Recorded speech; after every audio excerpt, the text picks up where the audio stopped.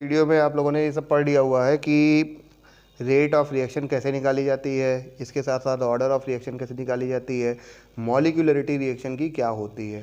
ठीक, इन सारी चीज़ों का आपको नॉलेज है। एवरेज रेट क्या होता है, इंस्टेंटेनियस रेट क्या होता है। आगे अब हम लोग जो इस चैप्टर में काफ़ी इम्पॉर्टेंट पोर्शन है जिसको हम बोलते हैं integration of the rate of reactions. ठीक है, तो डिफरेंट डिफरेंट रिएक्शंस हैं, different different order of reaction है और उनका integration equation, integrated rate law हम लोग को लिखना है और उसको इंटीग्रेट करके निकालना है। ठीक है, जीरो ऑर्डर के लिए, फर्स्ट ऑर्डर के लिए आपके बोर्ड के सिलेबस में है, सेकेंड ऑर्डर और थर्ड ऑर्डर, nth ऑर्डर जो ये है ये आपके कंपटीशन के सिलेबस में है। ठीक है, तो इस सारी चीज़ों को हम लोग धीरे धीरे करके यहाँ पर पढ़ने चलना है। ठीक है, तो सबसे पहले हम लोग जीरो ऑर्डर रिएक्शन के बारे में बात करने चल रहे हैं।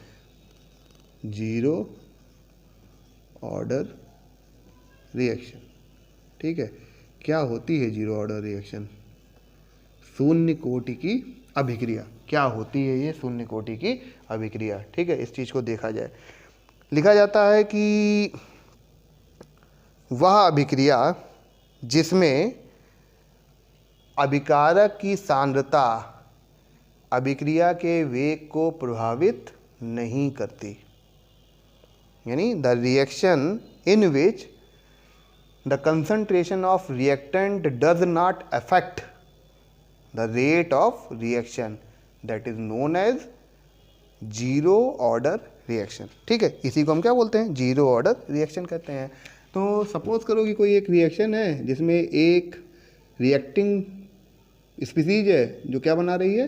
प्रोडक्ट का फॉर्मेशन कर रही है। ठीक है, अब यहाँ ए बी सी डी चाहे जितने भी हों, लेकिन उनका जो कंसंट्रेशन है वो रेट के ऊपर कोई इफेक्ट नहीं डालने वाला है। ठीक है, तो ऐसे में हम लोग चाहे ए लिखें और चाहे कितने भी रिएक्टेंट लिख लें, कोई फ़र्क पड़ने वाला नहीं है उससे। ठीक, तो हम लिख रहे हैं कि ए से एक प्रोडक्ट बन रहा है। ऐसी कंडीशन में अगर रेट लॉ लिखने चलते इंस्टेंटेनियस के लिए तो लिखते हैं minus D concentration of A upon D T. ठीक है, रेट इक्वल टू क्या लिखते? यही तो लिखते। और अगर रेट लॉ लिख रहे होते तो आर इक्वल टू लिखते के कंसंट्रेशन ऑफ ए की पावर एन। अब एन की वैल्यू पहले से ही पता है क्या है? जीरो, तो एन ए की पावर जीरो। तो इन दोनों को एक साथ अगर लिखें तो हम क्या लिख सकते हैं? Minus D A upon D T equal to K A की पावर ज़ीरो। इक्वेशन फर्स्ट आपकी है ये। ठीक है, माइनस साइन क्या रिप्रेजेंट कर रहा है? ये रिप्रेजेंट कर रहा है कि भैया कंसंट्रेशन रिएक्टेंट की घट रही है। ठीक है, ये रिप्रेजेंट यहाँ कर रहा है। ठीक है, तो अब ये एक जीरो ऑर्डर रिएक्शन है। अगर ए की पावर जीरो है तो वैल्यू कितनी हो गई? 1 हो गई। ठीक है, तो ऐसे में इसको लिख सकते हो minus D A upon D T equal to K. ठीक है, अब ये जो इक्वेशन है, इक्वेशन सेकंड सपोज कर लो इसको, इसका इंटीग्रेशन किया जा सकता है या इसको रीअरेंज कर लेते हैं हम लोग, लिखते हैं के डी टी। इक्वेशन थर्ड हो गया, इंटीग्रेटिंग द इक्वेशन थर्ड। ठीक है, integrating the equation third with respect of concentration of reactant and time. ठीक है, integrating the equation third with respect to concentration of reactant and time। ठीक है, तो अगर आप कंसंट्रेशन ऑफ रिएक्टेंट की बात करते हो तो रिएक्टेंट आप जानते हो क्या कर सकते हो कि रिएक्टेंट भैया पहले ए नॉट रहा होगा, बाद में क्या हो जाएगा? ए हो जाएगा, सॉरी। ठीक, और टाइम उस समय टी इक्वल टू जीरो रहा होगा और फिर t equal to T second या टी मिनट या टी घंटा जो भी होगा। ठीक, तो ऐसी कंडीशन में अगर इनका इंटीग्रेशन करते हैं तो लिखेंगे minus D A, lower limit क्या है इसकी? A naught, upper limit A D A equal to K, constant है बाहर ले लिया, डी टी, तो इसकी lower limit T equal to zero, इसकी T equal to T upper limit. ठीक है, वो इस तरह से इंटीग्रेशन करना है। तो इंटीग्रेशन करेंगे तो क्या वैल्यू आएगी इसको देखा जाए, इसकी वैल्यू क्या आने वाली है। ठीक है,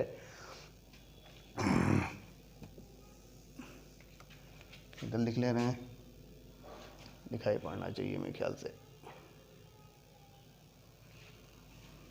चलिए देखिए, तो फिर हम इसको लिख सकते हैं, इसका इंटीग्रेशन क्या आएगा, आएगा माइनस ए, लोअर लिमिट क्या है इसकी ए नॉट, अपर लिमिट क्या है ए, इक्वल टू के तो है ही है, इसका आएगा टी। ठीक है, तो टी की लोअर लिमिट क्या है, टी इक्वल टू 0 और upper limit T equal to T है। ठीक है, तो हम लिखेंगे क्या, लिखेंगे upper limit minus lower limit, तो ए माइनस ए नॉट। ठीक है, और इसकी के टी इक्वल टू 0 और टी इक्वल टू टी, तो अपर माइनस लोअर, यानी टी माइनस 0, ये तो लिखेंगे ना, तो टी माइनस 0 का मतलब टी ही आएगा। यहाँ पर इस ब्रैकेट को ओपन किया तो minus A plus A naught equal to लिखा जाएगा के टी। ठीक है, तो ए नॉट प्लस में है और ए माइनस में है, तो इसको क्या कर लेते हैं, रीअरेंज कर लेते हैं, तो A naught minus A equal to K T. ठीक, ये एक इक्वेशन हो सकता है। और अब इसका देखो एक रीअरेंज इक्वेशन और लिख लिया जाए। ठीक है, बहुत ज़रूरी है वो, इसलिए इसको कह रहे हैं कि लिख लिया जाए। ठीक है, लिख लेते हैं इसको कि यहाँ से यहीं से लिख लेते हैं, ये इस इक्वेशन से। ठीक है, लिख लेते हैं minus A equal to K T minus A naught, minus common ले लेते हैं, तो ए इक्वल टू हो जाएगा minus K T plus A not. ठीक है, ये इसकी ग्राफिकल इक्वेशन हो गई। कौन सी इक्वेशन हो गई, ग्राफिकल इक्वेशन। ध्यान रखना, अभी इसका यूज़ आएगा। ठीक है, ग्राफ जिससे बनाना है उस इक्वेशन को हम लोगों ने यहाँ पर निकाल लिया। ठीक, फिर इसके बाद अब जो ये इक्वेशन है, इस इक्वेशन को हम मान लेते हैं इक्वेशन नंबर 4। ठीक है, इक्वेशन नंबर 5। तो इस इक्वेशन नंबर 4 को रीअरेंज करते हैं। रीअरेंज करना है क्या कि भैया हमको के अगर निकालना हो तो हम क्या लिख सकते हैं, A naught 1/t into A naught minus A, लिख सकते हो कि नहीं लिख सकते हो। तो ये आपका आ गया, चाहे अब टी निकालिए चाहे के निकालिए इस इक्वेशन से। ठीक है, तो ये हो गई integrated equation for zero order reaction. ठीक है, इंटीग्रेटेड इक्वेशन हो गई।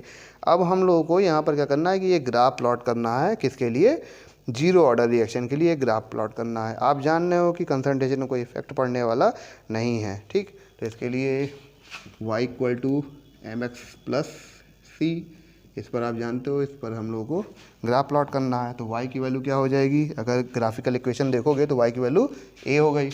ठीक है, m की वैल्यू क्या होगी, m की वैल्यू माइनस के हो गई। ठीक है, x की वैल्यू क्या होगी, t हो गई, और c की वैल्यू क्या होगी, a नॉट होगी। ठीक, आप जानते हो ये y एक्सिस हो गया, ये x एक्सिस हो गया, ये क्या हो गया आपका इंटरसेप्ट हो गया, और ये क्या हो गया स्लोप हो गया। ठीक है, अंतःखंड, और इसको क्या बोलते हैं, स्लोप को ढाल। ठीक है, तो ये हो गया इक्वेशन के हिसाब से हम लोग ग्राफ बना लेते हैं। ठीक, इस एक्सिस पे एक्स पे क्या होगा आपका टी हो गया, और इस पर क्या होगा ए हो गया, कंसंट्रेशन ऑफ ए। ये ओरिजिन ओ मान लिया जाए, और यहाँ पर कट किया है इसको ए मान लो, या ए ना मानो क्योंकि ये तो बहुत जगह है, बी मान लिया जाए। ठीक है, तो O B equal to value क्या आएगी, ओ बी इक्वल टू क्या आएगा आपका intercept concentration of A naught आ जाएगा। और आपका ये जो स्लोप है, स्लोप की वैल्यू क्या आएगी, स्लोप की वैल्यू आएगी, आप जाते हो स्लोप tan थीटा से निकाला जाता है, और वैल्यू क्या आएगी माइनस के। ठीक, तो इतना डीप में ये पूछा नहीं जाने वाला कहीं बोर्ड में, तो इसलिए बहुत ज़्यादा ध्यान है। लेकिन हाँ ये है कि ग्राफ आप ध्यान रखिएगा, क्योंकि ग्राफ भाई इंपॉर्टेंट तो है ही, क्योंकि ये एक मैथमेटिकल चैप्टर है, तो उस हिसाब से ग्राफ इंपॉर्टेंट है। ठीक है, तो इस चीज़ को ध्यान रखिए, इसको आप नोट कर लीजिए, कायदे से समझ लीजिए, और इस पर आगे क्वेश्चन किए जाएंगे। ठीक है, तो जीरो ऑर्डर रिएक्शन ये कंप्लीट हो रही है आपकी, आगे बढ़ रहे हैं हम लोग इसमें। चलिए फर्स्ट ऑर्डर रिएक्शन की बात करते हैं। फर्स्ट ऑर्डर रिएक्शन क्या होती है, तो जैसे कि अभी आपने जीरो ऑर्डर रिएक्शन पढ़ी, वैसे ही फर्स्ट ऑर्डर रिएक्शन होती है। तो फर्स्ट ऑर्डर रिएक्शन के लिए कहा जाता है वह अभिक्रिया जिसमें उस अभिक्रिया का वेग अभिकारक की सांद्रता की प्रथम घात के समानुपाती होता है, that is known as first order reaction. ठीक है, यानी प्रथम कोटि की अभिक्रिया उसी को हम कहते हैं। ठीक है, प्रथम कोटि की अभिक्रिया ये क्या होती है, वह अभिक्रिया जिसमें अभिक्रिया का वेग अभिकारक की सांद्रता की प्रथम घात के समानुपाती होता है, या प्रथम घात के बराबर होता है तो उसी को हम क्या बोलते हैं, अभिक्रिया का प्रथम कोटि की अभिक्रिया कहते हैं। ठीक है, ठीक है, तो चलते हैं फिर आगे। हम लोग क्या करते हैं कि एक रिएक्शन लिख लेते हैं और रिएक्शन के लिखने के बाद फिर वही प्रोसेस शुरू कर देते हैं, प्योर मैथमेटिक्स। तो ए इक्वल टू अ प्रोडक्ट, ठीक है, इसके लिए रेट लिखा जाए तो हम लोग पहले रेट इक्वल टू लिखते हैं minus D A upon D T. ठीक है, और हम रेट इक्वल टू ये भी लिख सकते हैं रेट लॉ के अकॉर्डिंग के कंसंट्रेशन ऑफ ए की पावर 1। ठीक है, ए की पावर यहाँ पर 1 होगी। ठीक है, एन की वैल्यू क्या हो गई, 1 हो गई। तो इनको हम एक साथ भी लिख सकते हैं, minus D A upon D T equal to K concentration of A की पावर 1। ये क्वेश्चन फर्स्ट हो गई आपकी। देखिए, ये करने के बाद हम थोड़ा सा ये चाह रहे हैं कि भैया थोड़ा सा इक्वेशन को लिखना आसान हो जाए, इसलिए बस एक कन्वेंशन के लिए हम लोग ए की जगह पर सी ए का यूज़ कर ले रहे हैं। ठीक है, ए की जगह पर सी ए का यूज़ कर लेंगे। ठीक, तो A replacing by C A concentration of A, और कोई दिक्कत नहीं है यहाँ पर। ठीक, तो हम लोग लिख सकते हैं D C A upon D T equal to K C ए। ठीक है, तो इसको इक्वेशन फर्स्ट मान लेते हैं। अब आगे बढ़ रहे हैं। ठीक, इतने के बाद अब क्या करते हैं, इस इक्वेशन को रीअरेंज कर ले रहे हैं। रीअरेंज करके लिखते हैं सी ए को इधर ले आते हैं, डी टी को इधर भेज देते हैं। तो हम लिख ले रहे हैं C A minus D C A upon C A equal to K D T. अब इक्वेशन सेकेंड, इसको हम क्या करते हैं, इंटीग्रेट कर देते हैं।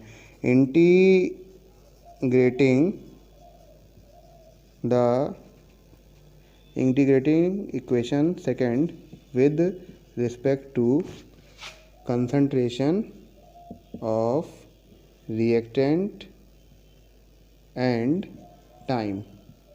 ठीक है, तो कंसंट्रेशन सी नॉट इनिशियल पे रही होगी और सी अब हो जाएगी, और टाइम उस समय टी इक्वल टू 0 सेकेंड रहा होगा, या डी 0 मिनट या 0 घंटा, और टी इक्वल टू अब टी सेकेंड या टी घंटा डी मिनट हो जाएगा। ठीक, तो अब इसको इंटीग्रेट कर देते हैं इक्वेशन सेकेंड को।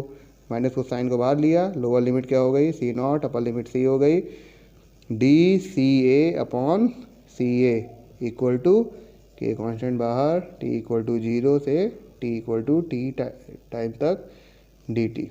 ठीक है, इसका हम लोग को इंटीग्रेशन करना है। ठीक है, इसका इंटीग्रेशन करते हैं, चीज़ें आपको दिख रही होंगी, तो इसका इंटीग्रेशन कर लिया जाए अब। ठीक, तो इंटीग्रेशन करें, क्या होगा, अब आप इसको ऐसे भी लिख सकते हो, C naught C 1 upon C A into D C A equal to K T equal to 0 T equal to T. ठीक है, डी टी। तो इसका इंटीग्रेशन करेंगे तो क्या आएगा, क्या हो जाएगा, इसका इंटीग्रेशन कीजिए तो क्या हो जाएगा, minus log natural log c. ठीक है ना, लोअर लिमिट सी नॉट से अपर लिमिट सी तक, और इसका हो जाएगा, आप जान ही रहे हो, डी टी का क्या होगा, टी हो जाएगा। ठीक, अब लोअर लिमिट अपर लिमिट, तो upper limit minus lower limit, तो माइनस एल एन सी, और ये माइनस माइनस क्या हो जाएगा, plus L N C naught equal to K T हो जाएगा। तो आप जान ही रहे हो, प्लस वाले को आगे कर लिया जाए, C naught minus C equal to K T लिख लेते हैं। अब ये नेचुरल लॉग है, तो वैल्यू तो नेचुरल लॉग में निकल नहीं पाएगी, नेचुरल लॉग में नहीं निकल पाएगी, तो इसके लिए क्या करते हैं, इसको हम लोग लॉग बेस 10 में कन्वर्ट कर लेते हैं, यानी 2.303 से मल्टीप्लाई कर देते हैं। 2.303 log base 10 C naught minus 2.303 log base 10 C equal to K T, equal to क्या हो गया, इक्वल टू हो गया आपका के टी। ठीक है ना, इक्वल टू आपका के टी लिख लेते हैं। अब इसको क्या करते हैं कि भाई जो ये पॉइंट तो है, इसमें 2.303 कॉमन है, तो हम लिख लेते हैं log base 10 C naught minus log base 10 C equal to K T upon 2.303। ठीक है, 2.303 इसको लिख लिया गया। अब अगर इसको हम क्या लिख लें, हम लोग इसको लिख लें कि log बेस 10 भी कॉमन लेते हैं, तो m माइनस एन यानी m अपॉन n, तो C naught upon C equal to K T upon 2.303। तो अगर यहाँ से k की वैल्यू निकालनी हो तो k इक्वल टू क्या लिखोगे, k इक्वल टू क्या लिखा जाएगा भाई, लिखा जाए k इक्वल टू क्या लिख सकते हो आप,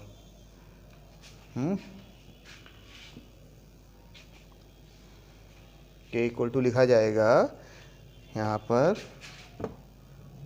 बोर्ड आपको दिखेगा नहीं अब ना, k इक्वल टू हो जाएगा आपका 2.303 upon T log base 10 C naught upon C, क्या हो जाएगा सी नॉट अपॉन सी।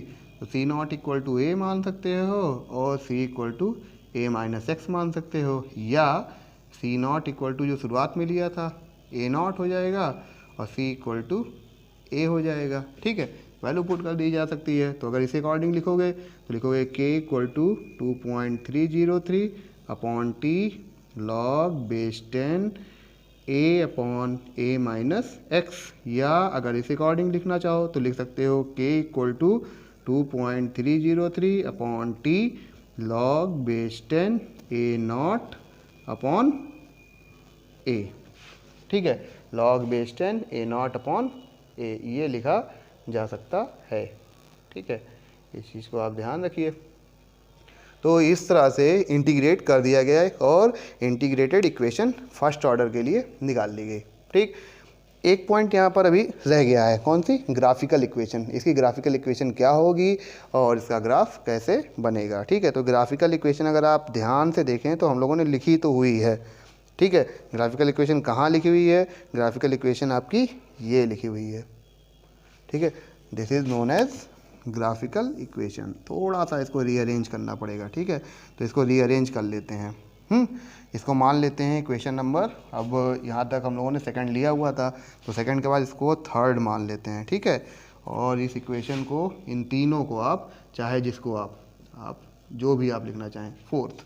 ठीक, जैसा क्वेश्चन आएगा उस हिसाब से आपको काम करना। अभी इस पर हम आपको फर्स्ट ऑर्डर को और थोड़ा सा चेंज करना बताएंगे, कहाँ कहाँ से कैसे इक्वेशन को लिखा जाएगा और कैसे फटाफट वैल्यू पुट की जा सकती है। ठीक है, तो ये जो इक्वेशन है थर्ड इक्वेशन, इसको थोड़ा सा रीअरेंज करते हैं और लिख लेते हैं हम लोग minus log base 10 C equal to K T upon 2.303। हम इसको क्या कर रहे हैं, ये वाला जो पॉइंट है इसको उठा के लॉग बेस 10 सी नॉट को इधर ले आ रहे हैं। ठीक है, तो ये minus log base 10 C naught हो गया, कॉमन ले लेते हैं माइनस, तो क्या हो जाएगा log base 10 C equal to minus K T upon 2.303 plus log base 10 C naught. ठीक है, ये ग्राफिकल इक्वेशन आपकी पांचवी, that is known as graphical equation. ठीक है, क्यों, क्योंकि y m और ये जो t है t इज x और ये क्या हो गया c। ठीक है, तो ये क्या हो गया y हो गया, दिख नहीं रहा है ना, तो ये ध्यान देना, ये जो इक्वेशन आई, अब इसको क्या किया, यहाँ से उठाया। ठीक, यहाँ से उठाया तो ये लॉग बेस 10 है, लॉग बेस 10 की वैल्यू उठाकर हम लोगों ने इधर रख दी, लॉग बेस 10 सी नॉट को यहाँ ले आए तो माइनस लॉग बेस 10 हो गया और ये माइनस वैल्यू थी, माइनस कॉमन ले लिया, क्या हो गया log base 10 C equal to minus K T upon 2.303 plus log base 10 C naught हो गया।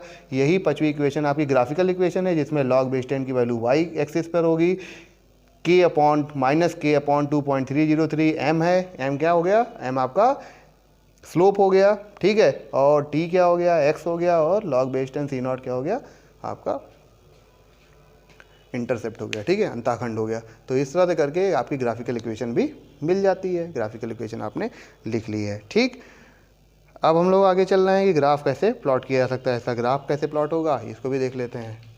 चलिए,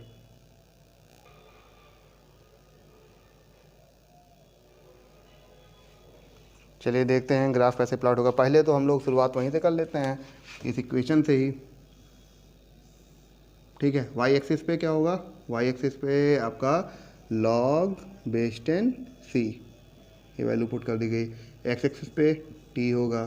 ठीक है, लाइन खींच दी आपने, ये O, इसको B मान लिया कट को, ठीक है। इंटरसेप्ट हो गया, इंटरसेप्ट की वैल्यू क्या हो गई आपकी, ये जो इतनी वैल्यूज़ है इसको हम क्या लिख सकते हैं, log बेस 10 C0, ठीक है। और स्लोप क्या हो गया, -k/2.303, ठीक। तो ये एक ग्राफ हो गया आपका। एक ग्राफ और हो सकता था इसका, ठीक है, जो नॉर्मल बनाया जा सकता है। यहाँ पर क्या होगा, रिएक्टेंट की कंसंट्रेशन होगी और यहाँ पर टाइम होगा। तो क्या होगा, रिएक्टेंट की कंसंट्रेशन हमेशा क्या होगी, डिक्रीज़ करेगी, ठीक है। तो डिक्रीज़ करती जा रही है, डिक्रीज़ करते करते करते करते अब ख़त्म होने का तो बहुत मुश्किल दिखेगा, लेकिन ये है कि डिक्रीज़ तो करती ही जा रही है, ठीक है। तो जब डिक्रीज़ करती जा रही है तो आप देख सकते हो कि जैसे जैसे टाइम इंक्रीज़ कर रहा है वैसे वैसे कंसंट्रेशन ऑफ रिएक्टेंट डिक्रीज़ कर रही है।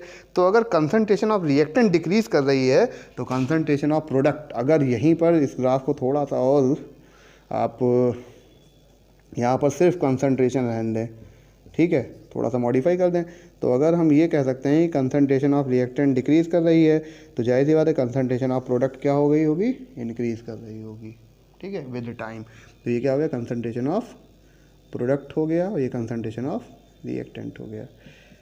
इसलिए इसको बता रही क्योंकि आपका जो फर्स्ट ऑर्डर है यही इंपॉर्टेंट है और यही आपके सिलेबस में है, ठीक है। तो इस तीनों तरह के ग्राफ इसके बन सकते हैं और सब में यही दिख रहा है कि रिएक्टेंट की कंसंट्रेशन डिक्रीज़ कर रही है, प्रोडक्ट कंसंट्रेशन इंक्रीज़ कर रही है, ठीक है, according to the time, according to the rate, ठीक है। तो इसलिए कह दिया गया कि rate of reaction is directly proportional to the concentration of reactant. यहाँ पर हम लोगों ने जैसे अभी बोला था कि हम अभी आपको फर्स्ट ऑर्डर में और कौन कौन से नए इसके लुक हो सकते हैं, कैसे और इसको पुट किया सकता है, इस चीज़ को भी देखेंगे। तो यहाँ पर आप एक एग्जांपल लिख रहे हैं, एग्जांपल लिखने के बाद आप इसको देखेंगे कैसे इसको सॉल्व कर सकते हैं। देखिए लिखिएगा N2O को वियोजित करने पर नाइट्रोजन व ऑक्सीजन प्राप्त होते हैं यदि यह अभिक्रिया प्रथम कोटि की अभिक्रिया है तो इस अभिक्रिया के लिए वेग समीकरण का अवकलित मान ज्ञात कीजिए। अवकलित का नहीं, समाकलित ना, इंटीग्रेटेड वैल्यू निकालिए जब समय प्रथम नहीं, इसको लिखेंगे इनिशियल मतलब शुरुआती दाब व कुल दाब, समय, शुरुआती दाब व कुल दाब रेट कांस्टेंट के फलन के तौर पर प्रयोग किए गए हों तो, ठीक है। इंग्लिश मीडियम का क्वेश्चन लिख के आ जाता है, तो आप इसको देखते हैं कैसे किया जाएगा। हम कह रहे हैं कि एक कंपाउंड है आपका N2O, ठीक है, गैस है, ब्रेक किया, हीट कर लिया तो क्या हुआ, N2 प्लस O2 में ब्रेक होगी, ठीक है। तो O2 गैस, N2 गैस, ठीक, ये बन गई। तो इसका इनिशियल प्रेशर कितना बोला गया है, इनिशियल प्रेशर क्या होगा, क्योंकि गैस है तो गैस में प्रेशर ही प्रयोग किया जा रहा है, PI मान लिया, क्या इनिशियल प्रेशर क्या मान लिया, PI है, ठीक। और उसके बाद फिर फाइनल प्रेशर कितना है, तो फाइनल प्रेशर देखिए जाए कितना है। फाइनल प्रेशर के लिए कह रहा है कि भाई फाइनल प्रेशर में कितना ये बना, तो कह रहा है ये x बना और ये x/2 बना, कितना बना, x/2 बना। कब बनेगा लेकिन x/2, जब इसकी वैल्यू 2 ना हो, करके क्या हो, 1/2 हो, ठीक। तो ये क्या बनेगा, x/2 बन गया, ये तो x बनाना पड़ेगा, ठीक। तो क्या हो गया, x/2 बन गया, क्योंकि 1 मोल के लिए लेना है, तो ये बचेगा कितना, PI माइनस x, इतना बचेगा, ठीक। तो अब यहाँ पर जब ये पॉइंट क्लियर हो गया हमारा, तो हमारा पार्शियल प्रेशर ऑफ N2O कितना होगा, N2O इक्वल टू लिखा PI minus x, partial pressure of N2 कितना होगा x, और हाफ O2 कितना होगा, x/2, ये हो गया, ठीक। डाल्टन का आंशिक दाब का नियम यानी Dalton's law of partial pressure आपको पता है।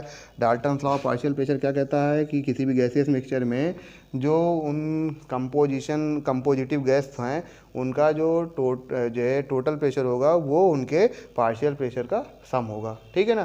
तो इसका मतलब क्या होगा, अकॉर्डिंग टू डाल्टन्स लॉ क्या हो जाएगा, P टोटल इक्वल टू क्या हो जाएगा, PN2O plus PN2 plus PO2, ठीक है।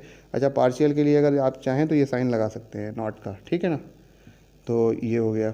अब वैल्यू पुट कर दी जाए, PI minus x plus x by 2 plus x minus x cancel हो गया, तो PI प्लस एक्स अपॉन 2, ये हो गया P टोटल के इक्वल, ठीक है। यहाँ से आप x की वैल्यू निकाल लीजिए, तो x इक्वल टू कितना हो जाएगा, लिख सकते हो P total equal to 2PI plus X upon 2, ठीक है। तो 2PT equal to 2PI plus X, तो x इक्वल टू कितना हो जाएगा, 2PT माइनस 2PI, या 2 कॉमन ले लिया, PT माइनस PI, ये x की वैल्यू हो सकती है, ठीक है। ये x की वैल्यू क्या होगी, 2PT माइनस PI हो गई। दिख रहा होगा मेरे ख्याल से आपको, ठीक। तो अब यहाँ पर क्या करते हैं कि भाई ये तो हो गया हमारा, x की वैल्यू भी आ गई, टोटल प्रेशर भी आ गया। अब हमें करना क्या चाहिए, हमें रेट लॉ पर ध्यान देना है और हमें ये भी पता करना है भैया कि ये तो फर्स्ट ऑर्डर है, कैसी है, फर्स्ट ऑर्डर है, ठीक है। तो हमें क्या क्या चीज़ें चाहिए, हमें रिएक्टेंट के बारे में ही सोचना है, ठीक है। इनिशियल प्रेशर दिया हुआ है, फाइनल प्रेशर पर ही हमको विचार करना है। यहाँ पर x की वैल्यू हम लोग निकाल चुके हैं यहाँ से, ठीक। यानी वैल्यू अगर पुट कर देते हैं यहाँ पर, तो आगे बस करना क्या है, इतना अपॉन इतना कर देना, आंसर हमारा आ जाएगा, ठीक। तो x की वैल्यू यहाँ पुट कर दी जाए। इस इक्वेशन को अगर इसको ध्यान दे रहे हो तो हम लिख सकते हैं कि, लिख लीजिएगा इसको, P0N2O इक्वल टू कितना हुआ है, PI minus x, putting the value of x in this equation, ठीक है। तो PI माइनस 2PT, या ऐसे ही इसको ओपन कर लो, 2PT, तो ये माइनस में है, देखो ध्यान देना, तो माइनस 2PT, और यहाँ पर ये जो माइनस वाला साइन है इसके साथ मल्टीप्लाई क्या हो जाएगा, प्लस 2PI, ठीक है।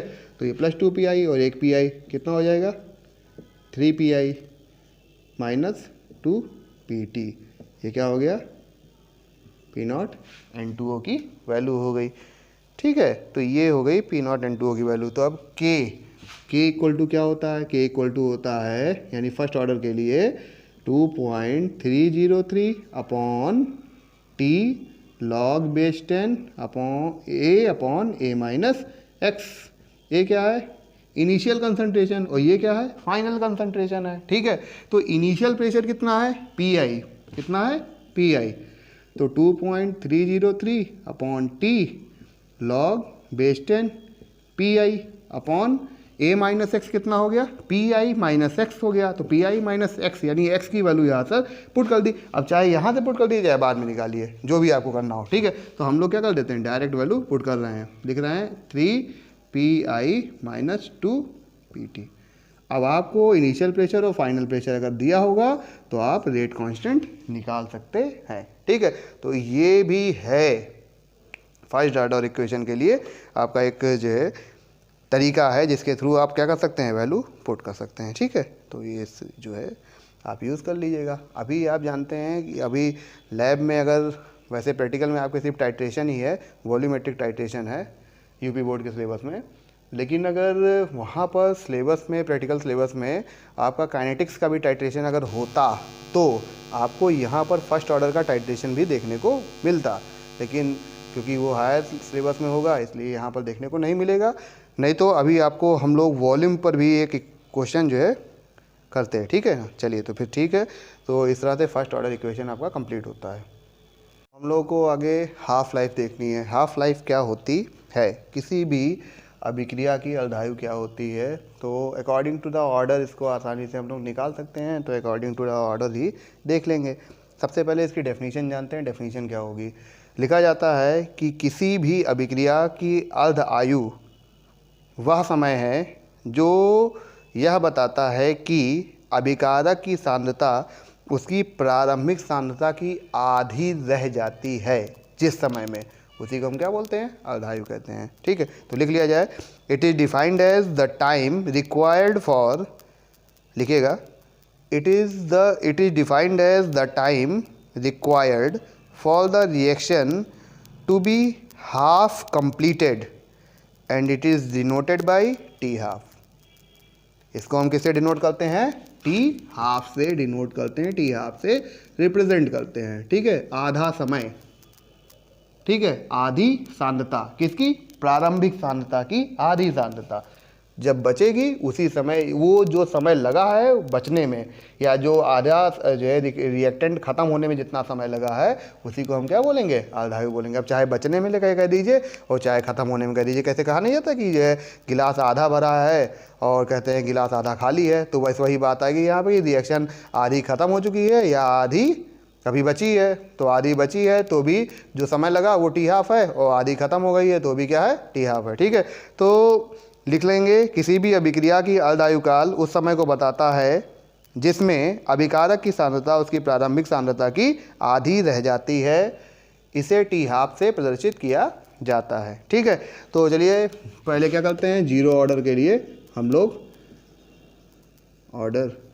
क्या करते हैं, टी हाफ की वैल्यू निकालने की प्रयास करते हैं। ठीक है, तो हम लोगों को इक्वेशन लास्ट वाली अगर याद हो तो इक्वेशन लास्ट वाली हमने क्या लिखी हुई थी, ग्राफिकल इक्वेशन भी अगर याद आ जाती है तो हम लिखते हैं ए इक्वल टू क्या लिखा हुआ था, minus K T plus A not.